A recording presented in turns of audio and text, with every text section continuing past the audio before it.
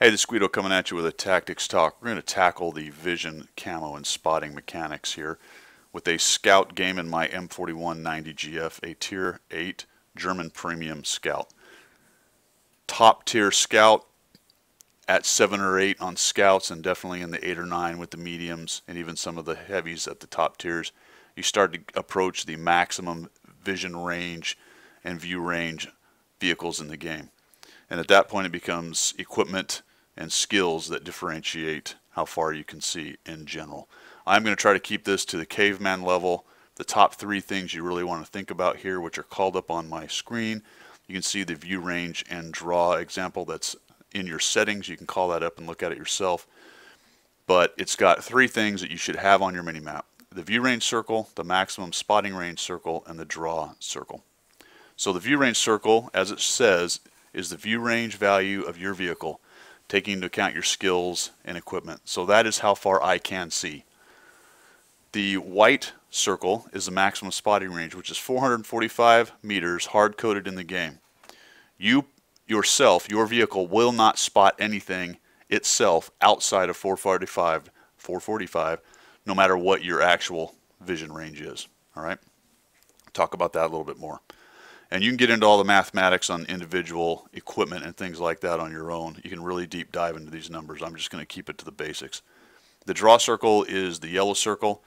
That is how far out a vehicle will be drawn on my map, which means if I was looking down range and it was right inside that yellow circle, I would see it and be able to target it and shoot it on the map. If it is outside the yellow circle, I will not see it personally on the map, but I will see it on my mini-map. That's very important. You'll see it on the mini-map. You will not see it looking through your sniper scope, for example. That's important because he's still there. He can still be hit by your shells. You just can't line up perfectly on him because it won't be drawn. Okay?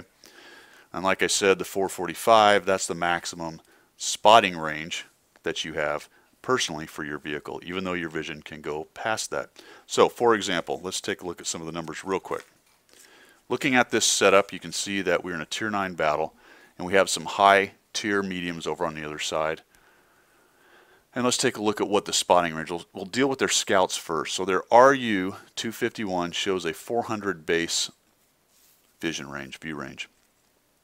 The SPIC shows a 400 base. That is similar to my GF, which is a 400 base. What about the mediums over there? The Centurion is actually showing a 410 base, which is a little better than the Scouts. Some of the high tier mediums tend to be a little bit better than even the tier 8 Scouts. The A44 is 360, so for a medium, pretty bad. Pretty bad. The OHO, the ONI at 380, now that we start talking about the heavies. The Conqueror has a 400 base, which is actually pretty good. And the Emil is at 370, which is pretty good for that tier of TD, and for TDs in general, not bad at all. So you can see they're all within 80, and when you start talking about the top tanks and the top scouts that I'm dealing with, within 20 to 30 base numbers of each other. So it's really not that big of a difference, but it can start to become a big difference when you start talking about equipment. So for example, my GF with a 400 base, I am running SA and Recon as skills / perks, and that gives me a 420. I do not have vents. If I had vents on, it would go to 430. If I had vents and chocolate, it would go to 451. And my crew doesn't have brothers in arms, and I didn't bother doing that math, but it would go even further than that. So at 420, that's pretty good, but you can tell that with some more equipment and brothers in arms, it would get even better. But remember I said 445 is the maximum that you would actually spot them. Anything over the 445 is going to help you burn through their camouflage, and that's where all the numbers come in. You can go deep dive through all that stuff yourself. Let's get going here. See if we can get rid of this view range thing.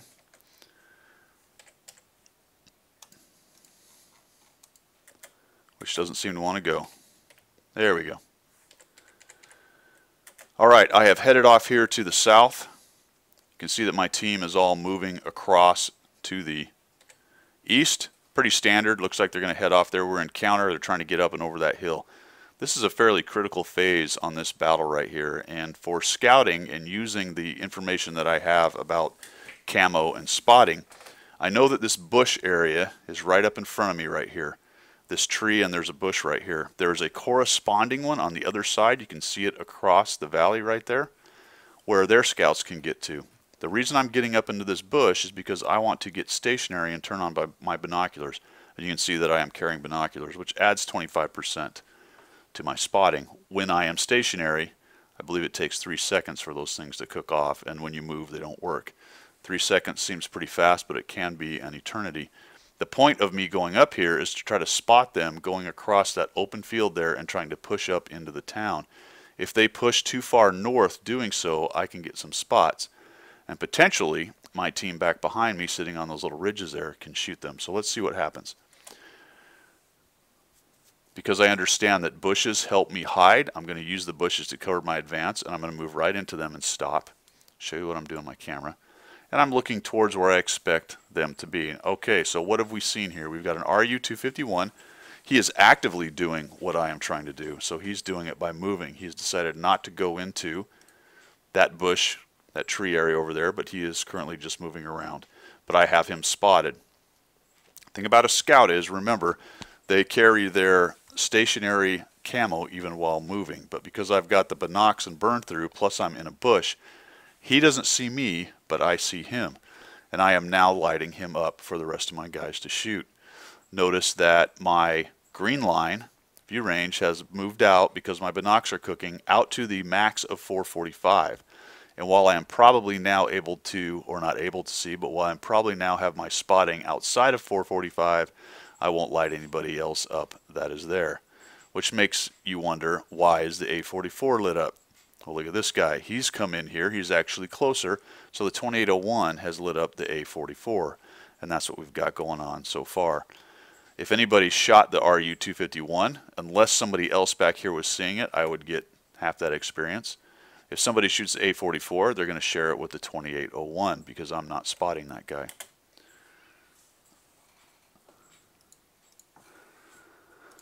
Show what I'm doing with my camera. I just zoom out. I'm kind of looking around. I want to see if anyone's going to YOLO into me, and I am going to be patient. I'm not going to shoot. I'm going to let my team take those shots.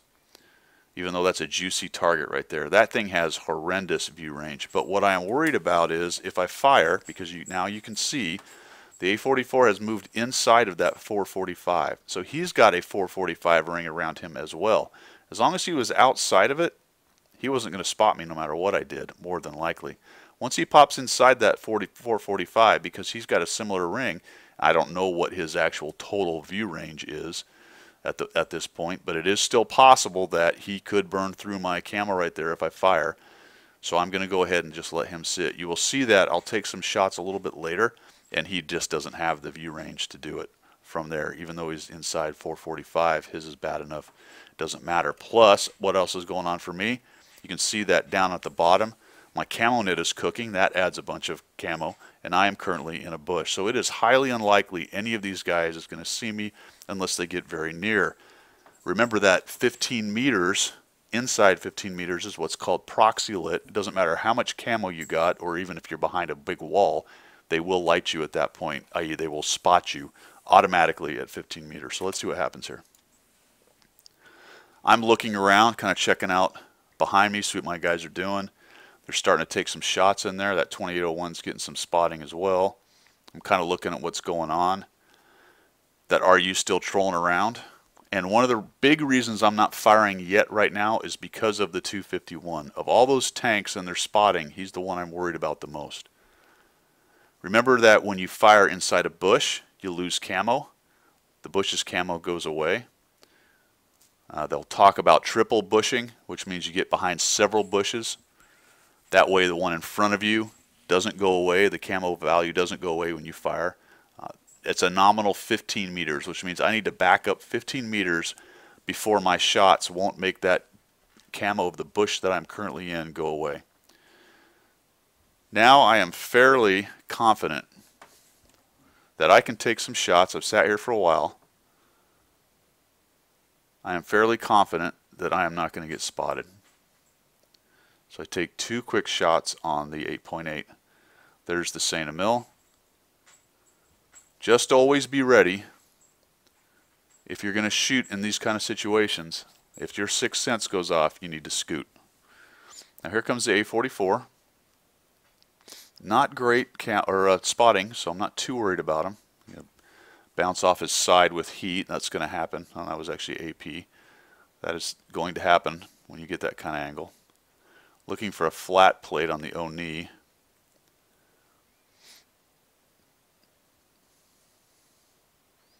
It just gives me just enough. There you go. Switch to heat to try to go through these guys. And their spotting is bad. View range is bad. They don't have much camo. I'm going to bounce off of a angle with heat. That's typical. And I've taken a bunch of shots in here, so unless something with more vision, like the SPIC or a medium moves in closer, I can pretty much shoot all day, and I am abusing those mechanics. So let's take a look at where those circles are right now. You can see that they're inside that 445 that I talked about. So I'm having a pretty easy time spotting them and drawing them. I may even be getting some occasional spotting from some of these guys here. Probably not for these two, but maybe for these guys trying to poke around the corner right here. Very or completely impossible for the St. Miller or this guy as long as they're sitting here to spot me. Why? Because they're outside that 445. They have the same 445 circle over here, and as long as I am outside their circle, these jokers are not going to spot me. Clearly, he's not going to spot me.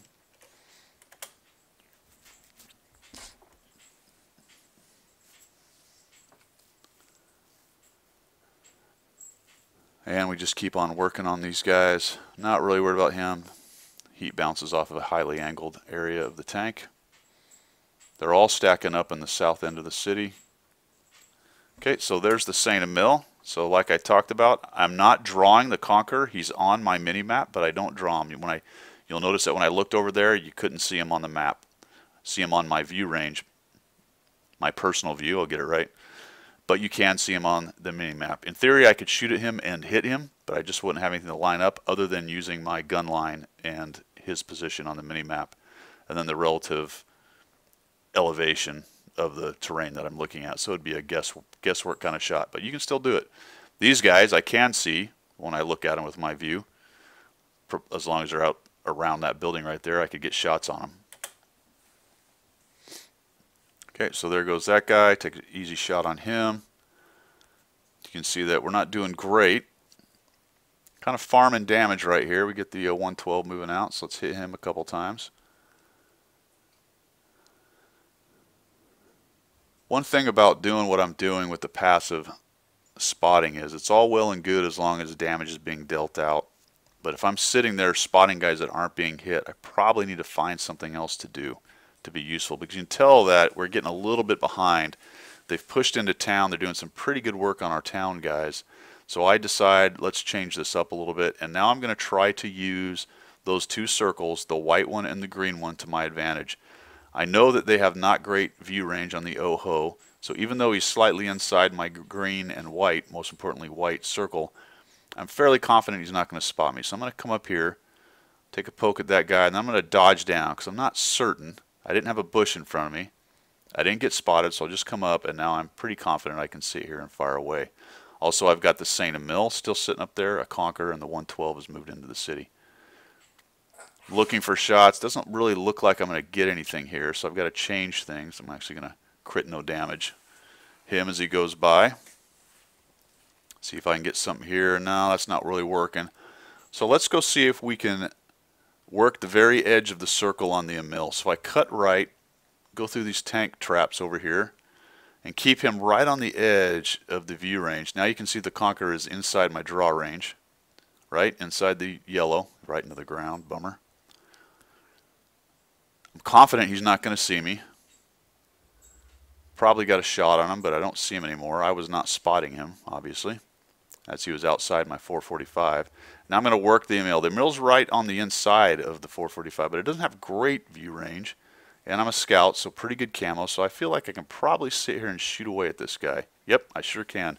Even firing, no problem. He's going to sneak around the edge of that. Realizes someone's hit him in the rear. See this Oni. And I think that dropped on his roof. I don't know what really happened there. That was pretty lucky. I'll take it. And again, I'm working the edge of that circle, keeping him at the edge of the white and green circle. The green one is where I can spot him. The white one is the maximum range at which I can spot him. Working it, working it. I'll just stay along the edge. See if we can get up here. Get my binocs cooking. Now if I go much inside this range, there is a chance he will spot me. Uh-oh, somebody's moved up. And he did spot me. So look how much closer the Conqueror is now. It's not surprising that he saw me. Oh boy. See this guy, I'll take a shot and, oh, bummer. He hits me, but I know he's reloading. Thing reloads for quite a while. We'll take him down. Here comes the Conqueror. And you see then, once the Conqueror got well inside that circle, he had no problem seeing me. And my buddies take him down. Trying at that point, I turned away from him because I wanted to stay outside of draw distance of that OHO if possible, even though I was dancing on the edge. Could have easily taken a shot from him. The 4502B died, so now I'm going to work on getting in on the OHO. They're pretty slow. I don't think he got very far. And once I get inside that green circle, you'll notice that I get a light pretty quick. There he is. So I'll just stop here again out the edge.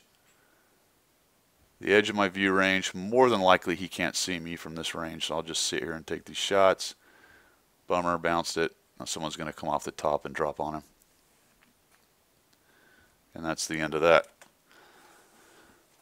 So there you go, a quick description of some of the keys to the Camo and Vision game within the game. Taking a look at the draw range, the maximum spotting range, and your view range, and kind of how they change and what they mean to you during the battle. And when people say I'm going to abuse the vision mechanics, I don't know, I'm not a real big fan of abuse. It's use the vision mechanics to your advantage. As long as you understand it, you can do things like I did with this scout. Stay out of being seen, do a lot of damage. Got to about 3,100. I think there was maybe one more shot in there on a blind shot on the Conqueror. I think it was around 3,400. Show you that in just a minute. But those are the basic caveman vision mechanics. And once again, you can deep dive into all kinds of numbers on this thing. It's not really complicated math, but it can get fairly in-depth as far as all the different factors that count into it. As always, if you like what you see, go ahead and subscribe. If you have any comments, put them down below. I am quite certain I said something wrong along the way, so you can go ahead and fix that. If I gave some bad info out, go ahead and let me know down there in the comments. And as always, we will catch you later.